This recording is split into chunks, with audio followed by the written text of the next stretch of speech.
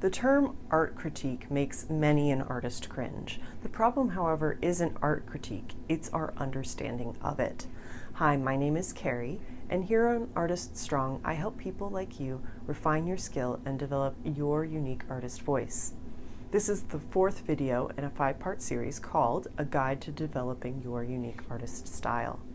And today, we talk about a super important, valuable, and necessary ingredient to discovering artist voice: art critique. The first problem we face is our understanding of the term.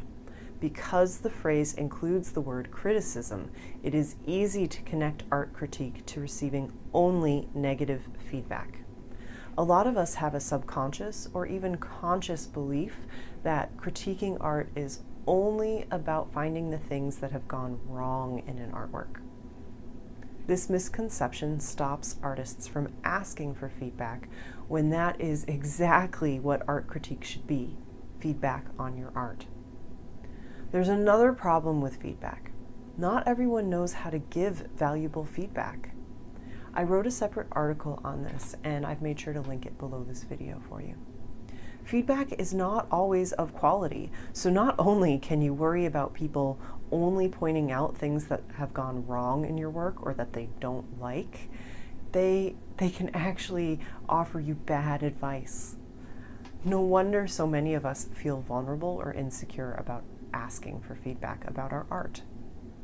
Here's the truth. Feedback is a source of information. And just like we have to try to sort out fact from fiction in our world of biased news, we have to consider the source of our feedback when it comes to our art. There are several things to consider. What kind of feedback are you looking for?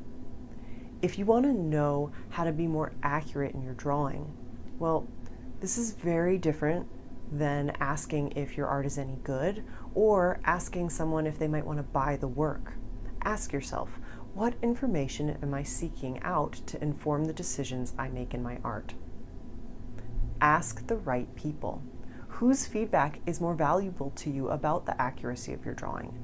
Your fellow artist friends or your non-artist partner? The feedback is only as valuable as the people you select for the questions you ask. Non-artists can offer very valuable feedback about how they experience an artwork, what kinds of stories they see in your art, things like this. But if they don't know techniques, they probably aren't the people to ask the questions about drawing accuracy. When is it time to ask for feedback? I see a lot of artists online sharing finished artwork who say they are open to feedback. I find this a little puzzling. Why ask for feedback when the work is finished? Of course, you can always get feedback to learn and apply that information to your next artwork.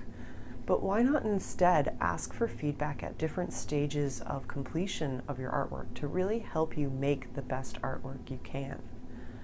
Sometimes I think people are really seeking affirmation that they are artists or that the work is inspiring or good when they post this way online. If you want to share a finished artwork to celebrate it, you should.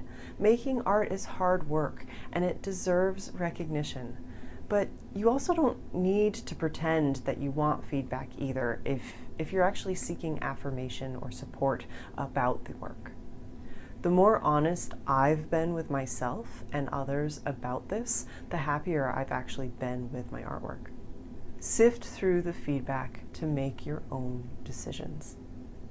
You are the authority about your art, no one else. So take the feedback you receive and ask yourself, which ideas resonate with me? Also, which feedback triggers me? Triggers generally mean there's some truth in that advice or feedback that you find threatening. Take time to reflect on the feedback and your response to it. Choose the feedback that you feel called to act on and work with it to help improve your art. Ignore the rest. Feedback is an absolutely key ingredient in refining your skill and developing your voice. It's part of the formula for excellence mentioned in research on expertise by Anders Ericsson. And it's the one thing I see beginning artists avoid regularly. It's a real shame too. That feedback is exactly what helps a beginner move from beginner to proficient to expert more quickly. It's how to improve your art. I will note a lot of us here are highly sensitive folk. It's completely okay to feel sensitive, to feel vulnerable, or even hurt by feedback. Be sure that you take steps to honor your emotions and help you move through them so that you can make the most of the feedback, the information that you've been given. Also, consider what stage you are at with your art and how you receive feedback. I've written about this before, and I've made sure to link that article below the video so that you can dig in and reflect on this. It's useful to have key phrases prepared so that when people provide unwarranted or unwanted or ill-intentioned feedback, you're ready to reply and you don't feel caught off guard. You could say something like, "Thank you, but I'm refining the work more before I seek feedback." Or, "I'm not looking for feedback at this time." These can offer you an easy out when the wrong person kind of shows up and offers you feedback. Do you want feedback on the art that you are currently creating? Feedback is so important, I decided to host a Facebook Live weekly question and answer session on our Facebook page called Becoming Artist Strong. I'll give you specific feedback on your art and answer your questions about developing your unique artist voice.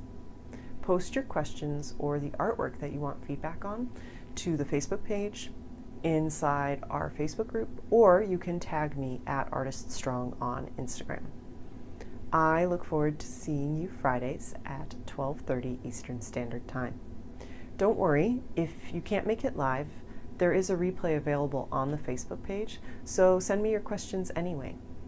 Be sure to pop on so that you can learn from others' feedback and questions and apply them to your own art. Now, it's time to be creatively courageous. Post a question you can ask others about your art to gain useful feedback.